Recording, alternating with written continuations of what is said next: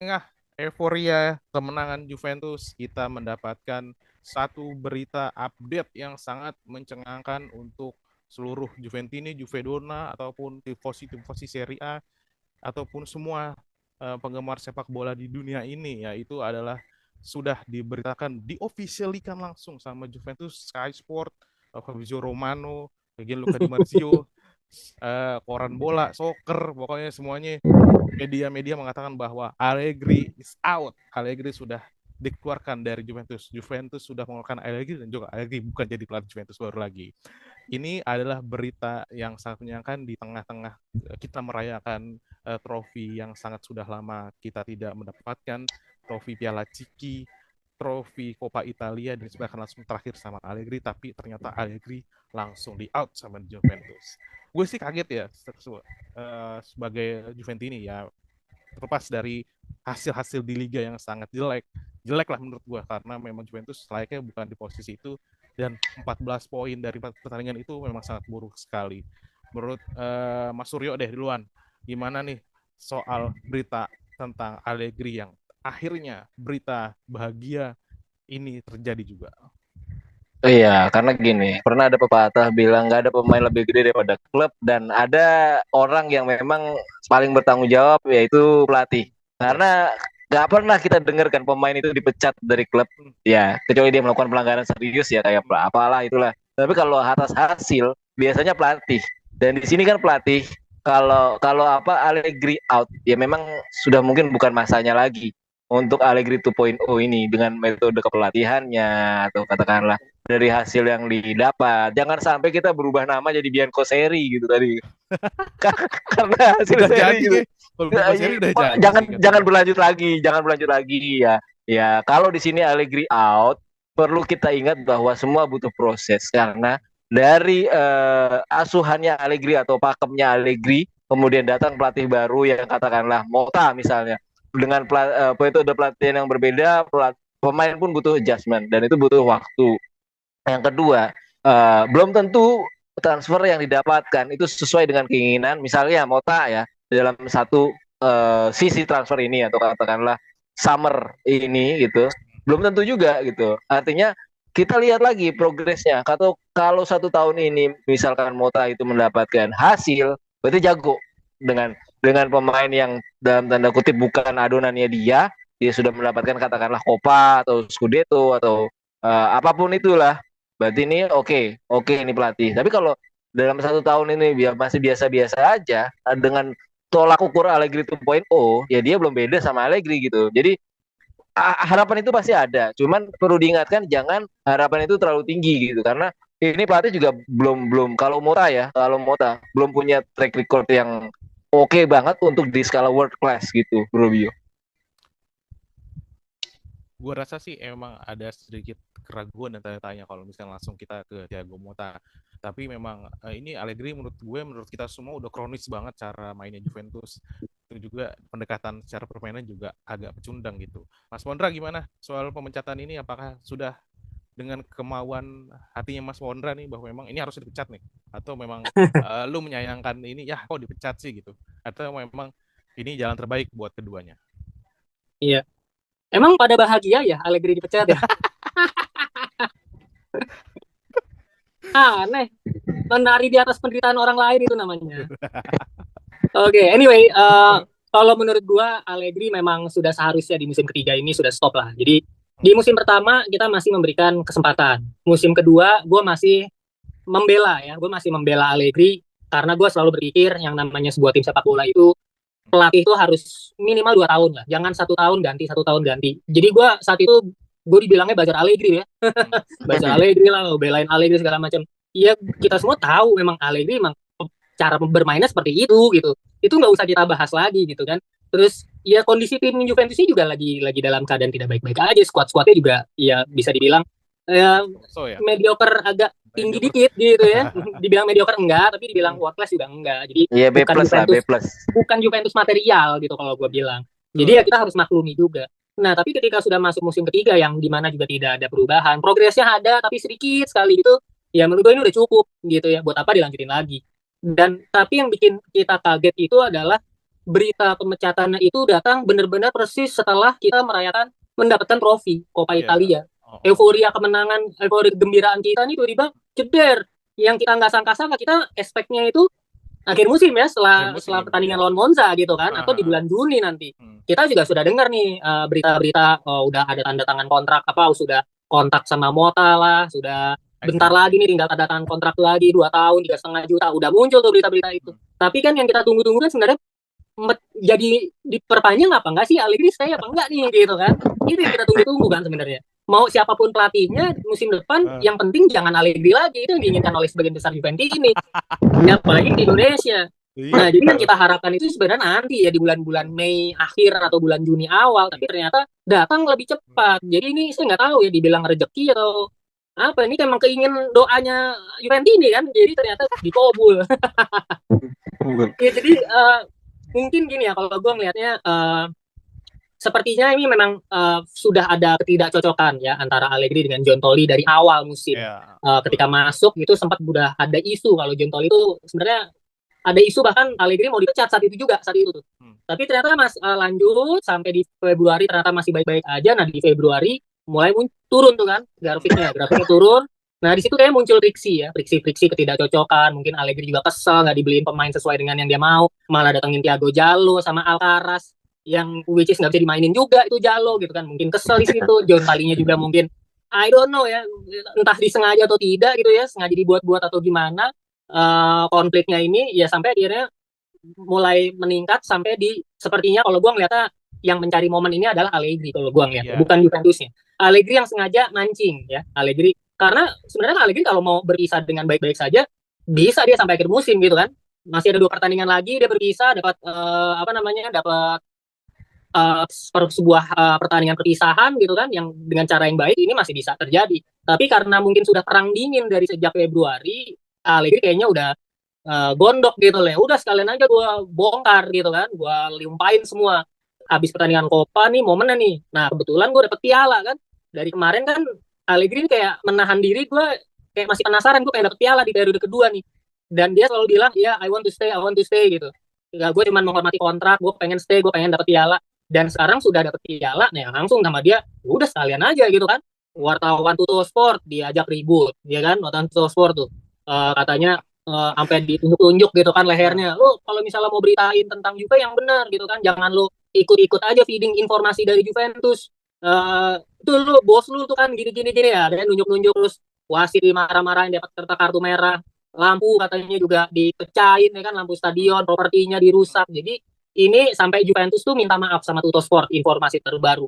Sebelum pemecatan itu ya, Juve katanya minta maaf sama Tutto Sport atas perilaku dari Allegri. Nah, jadi kalau gue ngeliatnya ini bukan Allegri banget sebenarnya. Allegri memang orangnya emosional, tapi kalau saat ini menurut gue sudah bertindak di luar batas. Allegri kayak seolah-olah sengaja menciptakan konflik ini supaya orang tuh tahu kalau sebenarnya tuh kita ada apa-apa gitu. Tapi dari sisi Juventus sendiri juga dia nggak bisa disalahin karena kan Juve kan korporasi ya, sudah pasti dia yang namanya perusahaan pengen dicitrakan baik ya, seolah-olah tidak ada apa-apa ya, kita baik-baik aja kok hubungannya ya, kita masih sama Allegri sampai akhir musim ya. Itu kan bahasa korporasi ya, bahasa ya apa namanya, biar orang tenang gitu loh, biar pemainnya juga fokus.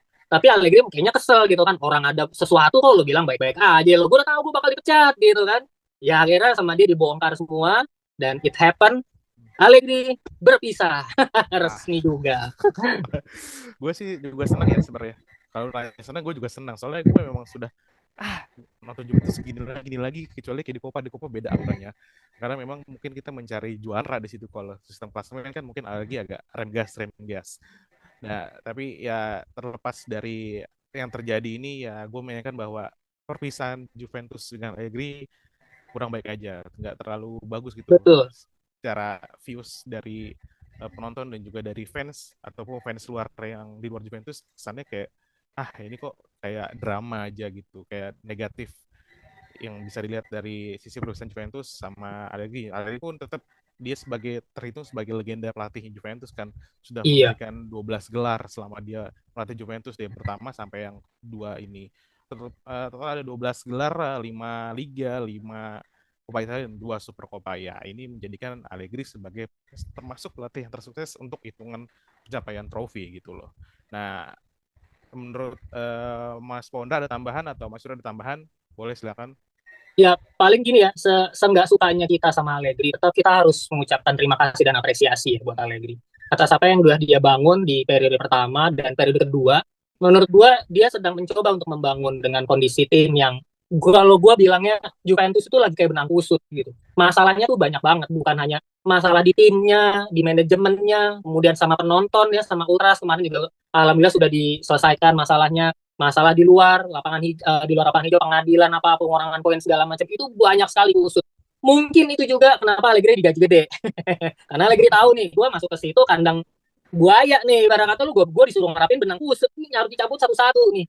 Nah mungkin disitulah gue harus mengucapkan terima kasih gitu, Allegri sudah mau melatih Juve dengan kondisi seperti sekarang, masih berada dalam 4 besar, selalu on track, selalu mencapai targetnya, meskipun secara permainan ya Allegri bukan tipe orang yang bisa mendevelop ya atau mengeluarkan potensi pemain kayak Conte ya. Tapi ya Allegri memang tipe pelatih yang selalu berpacu pada hasil, target. Kalau gue ditargetinnya menang, ya udah mau gimana pun caranya, pokoknya menang. Gue bisa menang gitu. Lo nggak punya banyak protes, ikutin gue akan cari caranya, gitu kan. Gue punya pedang, gue nggak perlu asal pedangnya. Yang penting gue bisa pakai pedangnya bisa buat jatuhin lu, ya bisa gue pukul, bisa gue tangkis. Kalau Conte kan gue asah nih pedangnya nih, sampai tajam gue bisa nusuk gitu. Nah, Allegri bukan pelatih yang kayak gitu, tapi ya ternyata dia bisa lakukan itu, dia bisa mencapai target dan terakhir ditutup dengan trofi yang menurut gue itu sudah akhir yang cukup indah buat Allegri. Rasa penasarannya udah hilang. Sayangnya ya harus diakhiri dengan cara seperti ini. Ya tentu gue berharap akhir yang lebih baik sebenarnya. Tetapi ya sudah, nasi sudah menjadi bubur. Jadi ya kita harapkan semoga masalah yang ada di dalam di internal juga bisa segera selesai dan kita menatap musim depan semoga bisa lebih baik lagi. Mas Suryo ada tambahan? Grazie Max 2.0 ya kan, terima kasih atas segala pencapaiannya dan mungkin terima kasih atas pertunjukan apa ya, kalau orang bilang ngantuk ya, kalau gue bilang. Iya juga sih. Tapi sebenarnya ini apa ya, kalau lo bilang pesulap ya, sebenarnya dari bulan Februari itu dia sebenarnya sudah on track gitu. Dia sudah mengamankan. Cuman ada yang oleng dalam skemanya dia. Karena begitu Jalo sama Alcaraz itu masuk, kayak something ada yang dia pikirkan gitu. Apa yang mau dibuat gerakan move si Giuntoli ini? Mau oleh kan di Maret, April, Mei ya kan? Kalau kita perhatiin ya, Maret, April, Mei sebenarnya ini sulapan Allegri ini udah mulai berubah ya kan? Udah mulai berubah karena gue ngelihatnya kok Giuntoli ini kayaknya bisa diajak kerjasama, tapi Giuntoli ini menyiapkan skema besar di belakang. Nah itu kelihatan tuh. Lu kan lucu sebagai pelatih, lu memasukkan seorang pemain yang punya cedera dan masih cedera gitu.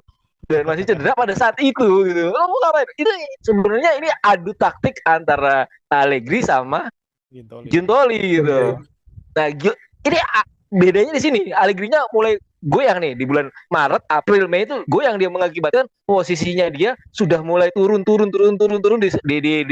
analogikan sama posisinya Juve di klasmen gitu kan. Nah di pas malam Milan, nah dia nih udah mulai nih, gue bodo amat skemanya dia mulai dia jalankan, mau nggak mau gue harus mancing gimana caranya gue dapet trofi, mulai dibuka tuh open play-nya mulai di Milan. Kalau menurut gue Milan, Salernitana, kemudian nah di sini nih ya di puncak ini settingannya Allegri berhasil. Udahlah gue ngamuk aja gitu, gue nggak bisa berdrama-drama lagi gitu. Gue tunjuk udah mulai serah lu mau pecat gue dengan cara apa, toh gue juga kayaknya udah nggak dapet dukungan dari sporting director, percuma karena dia tetap bos gue seperti yang Bro Poundra tadi bilang ya. Grazie Max Allegri itu bro. Setelah kemenangan Juventus atas Atalanta ini banyak memunculkan versi-versi most valuable player, gimana ada beberapa di Twitter tuh banyak banget, rame banget soal siapa man of the match, di mana ada yang bilang Vlahovic, ada yang justru membela mati-matian seorang Bremer karena krusial banget Bremer di lini belakang kemarin, blockingnya si Lukman di blocking, si Kumirs di blocking, si Pasalic juga di blocking. Ini memberikan apa ya, suatu perbedaan dari sisi fans Juventus ini gitu. Kayaknya ada perbedaan siapa yang harusnya menjadi most valuable player. Nanti kita tanyakan langsung sama narasumber kita di sini. Yang pertama dari Mas Suryo, gimana Mas? Soal most valuable player, menurut lo setuju sama Serie A memberikan most valuable pada Vlahovic atau justru lo punya pemain yang lain gitu? atau mungkin Perin, atau mungkin Biaso, atau mungkin Rabiot yang jadi MVP? Untuk best player tentu saja gue akan setuju dengan Serie A, yaitu Vlahovic, karena sekuat-kuatnya Bremer memblok, hasil pertandingan akan ditentukan oleh seorang striker, dan kebetulan di sini yang menggolkan adalah seorang Vlahovic yang menjadikan Juve sebagai pemenang dari Coppa Italia kali ini. Dan gue sangat setuju di mana Vlahovic sudah semakin tenang. Di pertandingan kemarin mungkin dia nggak tenang, dan kelihatan kan kalau dari foul-nya itu akibat Vlahovic yang berusaha, kemudian VAR-nya juga itu di situ juga pasti ada usahanya gitu, dan golnya pun berawal dari ketenangan yang berhasil jadi Juve jadi pemenang gitu. Gue setuju banget sama Vlahovic untuk jadi MVP. Seperti itu, Bro Bio. Kelihatan dari beberapa pergerakan si Vlahovic memang agak tajam ya, beda sama beberapa match yang sampai dia frustasi kan, pernah sampai di kartu merah, tapi dia semalam sempat marah-marah juga tuh sama wasit, akhirnya di kartu kuning juga. Ini memberikan bahwa sinyal bahwa Vlahovic memang bisa lanjut menjadi center of project-nya Juventus untuk musim depan. Mas Pondra, gimana tanggapannya soal MVP-nya si Vlahovic? Apakah lo setuju ataupun ada poin-poin kepada pemain yang lain? Yes, 100% agree lah. Sama lah tadi alasannya sama Suryo ya. Bagaimanapun mau sebagus-bagusnya kita defending, ya kalau nggak bisa golin ya nggak menang gitu. Dan ini adalah Vlahovic menjadi penentu kemenangan Juventus, 1 gol. Dan ini yang kita harapkan dari seorang Vlahovic, striker yang kita beli seharga 78 juta euro. Ini yang kita harapkan gitu dari seorang Vlahovic dari kemarin. Nah, ternyata dia bisa memberikan perubahan, bisa memberikan perbedaan, dan menjadi penentu dalam pertandingan ini. Jadi menurut gua, ya Vlahovic sudah jelas bukan hanya golnya, secara permainan sendiri juga sentuhan-sentuhannya kemarin jadi tembok, tektokan, nge-build up, bahkan dia sampai turun ke bawah ya, berusaha untuk defending, itu juga kita harus berikan apresiasi besar buat Vlahovic. Mungkin kalau selain Vlahovic ya, Bremer gue setuju, 6-3 adalah Cambiaso. Cambiaso itu luar biasa sih, most improvement player menurut gue musim ini. Yang kita nggak sangka-sangka, ternyata dia kayaknya udah dapat pasti satu spot lah ya di Italia di timnas buat di Euro. Ini asisnya dia menentukan, sepanjang pertandingan juga dia begitu apa ya, versatile, stabil, terus punya visi main yang bagus, bahkan ada 2 kali ngasih umpan yang cukup matang, gue bilang termasuk salah satunya gol itu. Nah ini yang menurut gue luar biasa, tapi memang harus diganti lebih cepat karena udah agak kelelahan kayak Cambiaso ngejagain si Lukman tuh. Lukman licin banget dia ya, kayak belut 17-an ya. Jadi susah banget. Jadi akhirnya emang harus diganti gitu. Kalau gue bisa mewajarkan harus diganti nih sama pemain yang licin juga kayak Wea.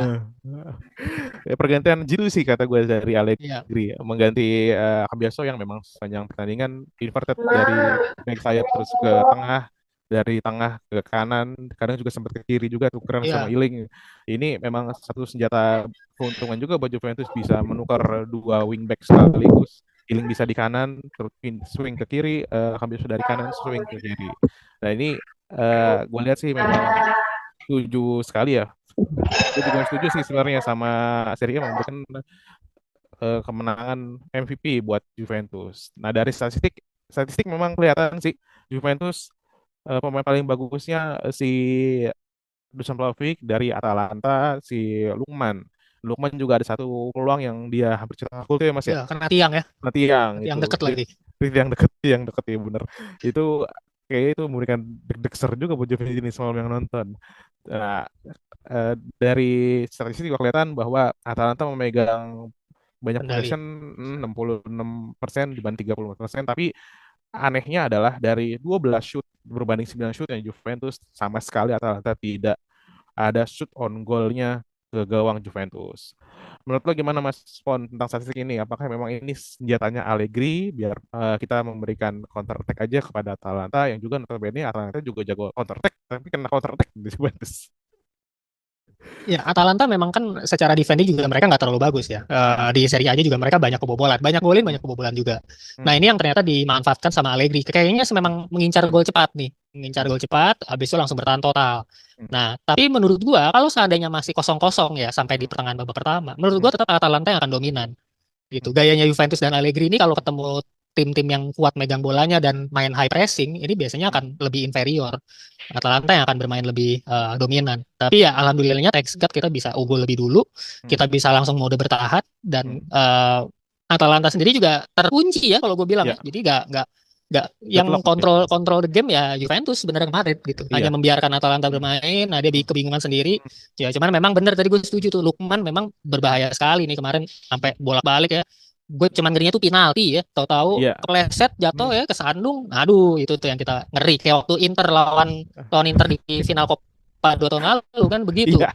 Kita udah 2 kali ukul, akhirnya Udah. kebalik gara-gara penalti. Jadi ya Hmm. ternyata ya alhamdulillah lah kita pemain kita begitu Hmm. fokus menjaga semua area, menjaga semua individu, sehingga Hmm. ya pemain Atalanta sendiri juga nggak bergamang meskipun pemain-pemain berikutnya masuk ya kayak Scalvini baru masuk, Hmm. terus si Hateboer ya kalau nggak salah Iya. babak kedua mereka masukin banyak pemain tapi ternyata bisa diredam dengan baik lah.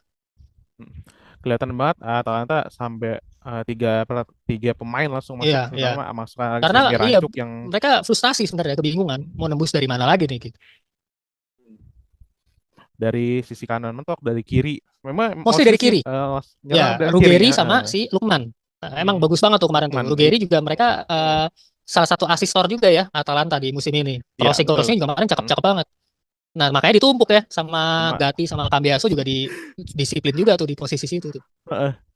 Ya benar kata lu Mas Fon, soal kalau kita duel udara kita tenang ya karena memang pada jago-jago udara semua pemain-pemain di belakang Juventus. Tapi memang agak tricky kalau misalkan agak 1-2 individu-individunya di ini. depan kotak penalti, ya itu memang kayak Lukman kemarin dapat shoot ke kena tiang itu ya memang dari hasil itu sebenarnya.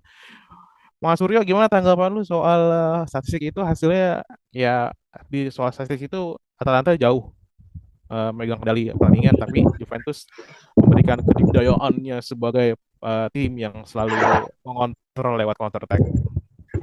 Iya, Juventus terkenal dengan tim yang pintar, artinya pintar mencari kesempatan. Ketika seorang atau katakanlah seorang individu ya, macam si Lukman ini menggocek-gocek, gue ngelihatnya seorang Cambiaso ini sudah belajar dari kemarin kita lawan Napoli, gimana dia tereksploitasi oleh Kvaratskhelia dan itu jebol gitu Kvaratskhelia-nya, sampai akhirnya Bremer juga melakukan kesalahan ya, itu dia belajar dari situ mungkin ya. Dia tetap mengcover si Lukman ini secara stabil, terus energinya juga dia jaga ya, walaupun memang akhir-akhirnya Allegri menggantinya dengan WA, tapi itu sudah dalam tempo yang oke dan dalam range waktu yang cukup terlindungi, bahwa si Lukman ini tidak mempunyai kesempatan yang banyak, atau kalau kata tadi siapa si Mas Wondra bilang kayak Blue 17-an. Nah, ini kita pemenangnya gitu, kita yang menang gitu ya, kita yang berhasil menangkapnya si Belut ini, jadi nggak punya kesempatan yang banyak untuk nge-shoot ya, walaupun memang ada beberapa ada satu ya yang deket gitu ya, itu cukup. Kalau kita nonton pakai kopi ini tambah deg-degan ini jantung ya kan, dak gitu ya. Aduh, jangan sampai penalti, jangan sampai kejadian gol gitu. Itu Kak, alhamdulillahnya kita menjadi pemenang di sini, dan gue sih berharapnya ini bagus gitu buat Cambiaso sebagai pembelajaran bahwa di samping lo support menyerang, timing bagus juga belajar untuk bertahan dan ngatur tempo stamina, supaya kalau misalnya ada semacam Lukman atau Kvaratskhelia yang kemarin di Napoli itu, dia bisa nge-cover areanya dengan bagus gitu, bro. Yo. Kita kemarin kayak ini ya, kayak lu jual gue beli gitu sama Atalanta. Dia ngasih pressing high, kita juga high pressing ke dia gitu. Nah ini gue lihat kayak ada suatu keberanian yang mana di Liga jarang banget kita temuin Juventus bermain secara seperti ini. Terutama ya melawan tim-tim besar kita nggak pernah melakukan pendekatan seperti ini, terutama melawan Inter, AC Milan. Ya kalau udah kebobolan aja satu baru kita main all attack. Kemarin juga lawan Salernitana juga begitu, udah kebobolan satu baru kayak all attack, dan juga hampir aja kalah karena si Rabiot akhirnya mencetak gol. Tapi dari semua statistik ini pemain sih gue ngelihat kemarin ada satu pemain Juventus yang agak kurang sih. Menurut gue si Federico Chiesa kemarin agak kurang lepas mainnya dan juga agak bingung gitu. Peluang-peluangnya pun dia decision makingnya kurang gitu, sama beda sama ketika beberapa match ke belakang. Menurut lo gimana Mas Pon? Soal Chiesa ini kayak agak sentuhannya agak hilang gitu. Iya, benar. Aku juga setuju Chiesa sih. Chiesa yang dari semua pemain bermain bagus ya, yang terburuk dari yang terbaik intinya, bukan terbaik dari yang terburuk. Terburuk dari yang terbaik ya emang Chiesa, karena ada beberapa sentuhan-sentuhannya yang menurut gue juga lepas ya. Ada satu momen yang dia harusnya bisa segera passing ke Miretti, hilang momentumnya gitu. Jadi dan Kali ini Chiesa digantinya di menit 69, 70, nggak di menit 60 seperti biasanya. Biasanya 60-an ya. Jadi masih agak diberikan kesempatan sedikit buat bermain lebih lama, tapi ya ternyata memang masih kurang maksimal saat ini. Jadi gue setuju sih kalau memang ini Chiesa yang menjadi kurangnya. Ealing juga sebenarnya menurut gue kemarin nggak terlalu bersinar-sinar amat, Iya. agak ngeri juga di posisi sebelah kiri. Agak ngeri. Untungnya Atalanta di sebelah kanan nggak terlalu bagus, jadi banyak kebanyakan main crossing. Coba kalau dia berani nusuk-nusuk, mungkin Ealing segocek juga tuh. Gue pengen kepada Mas Suryo nih soal super sub kita, Arek Milik, Fabio Miretti, sama Golden Boy kita kayak Lidis. Semalam pertandingannya kayak mereka memberikan angin segar gitu di depan Juventus. Apa karena memang main di final, mereka belum pernah main final lagi, terutama anak muda itu, dan juga permainannya juga agak bagus gitu loh. Menurut tanggapan lo gimana soal 3 pemain ini? Ya, seperti Allegri yang biasa lakukan, technical diganti technical, kemudian speed diganti speed. Ya, di sini apa namanya, Milik itu diganti untuk memberikan pressure yang lebih kepada lini pertahanan Atalanta. Ya, itu Yildiz kemudian masuk untuk apa ya namanya ya, memberikan angin segar, artinya tempo yang baru, artinya makin cepat itu. Kalau kalau Chiesa sebenarnya ya, gua ngelihatnya Juventusnya, artinya ketika lu bergantung sama satu orang kayak misalnya kemarin pas lawan Salernitana, Chiesa main bagus, kemudian di sini agak kurang gitu kalau kata Mas Andra tadi, terburuk dari yang terbaik gitu. Gua kalau jadi Allegri, menit 50 gue ganti ke, karena ini final gitu loh. Ketika lu bermain jelek, lu nggak akan kasih kesempatan lagi. Beda sama sistemnya Serie A kan. Serie A bisa ngumpulin poin, kemudian apa, lihat hasil pertandingan yang lain walaupun itu nggak enak gitu. Tapi ini final gitu. Kalau kalau gue jadi Allegri, gue ganti 50 karena nggak ada yang lebih gede daripada klub. Kemarin Chiesa main bagus di Salernitana, kemudian pas di sini jelek, pasti langsung gue ganti. Kalau untuk Yildiz, is okay, mainnya masih stabil. Kemudian Arek Milik, ya dia dengan posisi strikernya, dengan pengalamannya bisa ngatur ini ya, kapan dia harus maju dan kapan harus mundur. Ya skills oke-oke aja. Gue sih lebih seneng Yildiznya permainannya, Bro Bio. Timbang Miretti yang dia peluang hampir mistar gue tuh, kena mistar. Mainnya agak matang sih di 2 match kemarin kata gue sih. Ya kalau Miretti itu stabil, progresnya naik tapi ya pelan-pelan gitu. Kalau kalau kalau dia kemarin kena tiang, sekarang kena tiang lagi, gue ngelihatnya naiknya pelan-pelan gitu karena kena tiang lagi gitu. Iya kan? Kecuali kalau gol ya. Kecuali kalau pas Salernitana lu kena tiang, terus pas di final ini lawan Atalanta lu gol, ya kan? Ini dia progres tapi naiknya pelan-pelan. Gitu Bro Bio. Ini sih kayak memang euforianya lagi bagus ya soal kemenangan Juventus. Oke, ini kita kalau ngomongin Allegri memang ya nggak mungkin sebentar ya. Ini lama, tapi memang terbentur sama durasi video kita. Gitu loh. Cukup sampai di sini, Mas Pondra, Mas Rio, terima kasih buat ujangan-ujangan untuk Allegri dan juga tanggapan-tanggapannya tentang tadi kita bahas kemenangan Juventus, tentang statistik dan juga man of the match, dan terakhir ditutup dengan legenda kita yang akhirnya pergi meninggalkan kita untuk selama-lamanya, Max Allegri. Jangan dong. Brazil. Meninggalkan Juventus ya maksudnya. Juventus ya. Maksudnya itu. Terima kasih Mas Suryo, Mas Pondra, Juventus dari Depok dan sekitarnya. Dan juga terima kasih buat teman-teman semua Suara Juventus yang masih memberikan like, subscribe dan juga share-nya ke semua teman-temannya dan kerabatnya, dan juga buat teman-teman Juventus ini yang mau ikutan di sini, join sama kita, bisa langsung ikut paket langganan, ada langganan Del Piero sama Buffon, langsung aja bisa klik di situ dan kamu bisa pilih mau ikut konten apa di situ. Kamu mau bikin konten sendiri tentang membahas Allegri lagi boleh, mau membahas kejuaraan Juventus yang dulu-dulu, mau Champions atau Copa Winners, atau mau pemain idola ataupun match memorial, kamu bisa banget untuk ikut paket tersebut. Terima kasih sekali lagi untuk semuanya. Akhir kata, Vino alla fine. Forza Juve.